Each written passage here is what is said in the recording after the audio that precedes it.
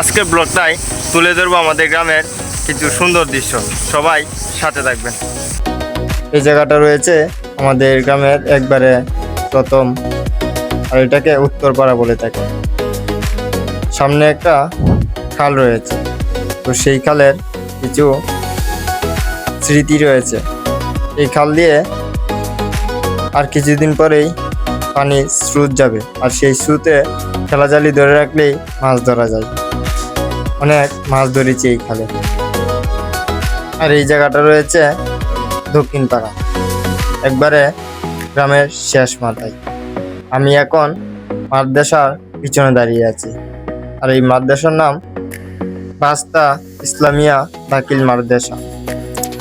আর এই মাদ্রাসার পাশেই রয়েছে একটি নদী। যদিও এখন এখানে ধান চাষ করা হয়েছে, কিন্তু বর্ষাকালে পানি ভরাই থাকে। আর যারা ফেসবুক থেকে দেখছেন অবশ্যই পেজটিকে ফলো দিবেন, আর যারা ইউটিউব থেকে দেখছেন অবশ্যই চ্যানেলটাকে সাবস্ক্রাইব করে দিবেন। আজকে এই পর্যন্তই। সবাই ভালো থাকবেন, সুস্থ থাকবেন। আল্লাহ হাফেজ।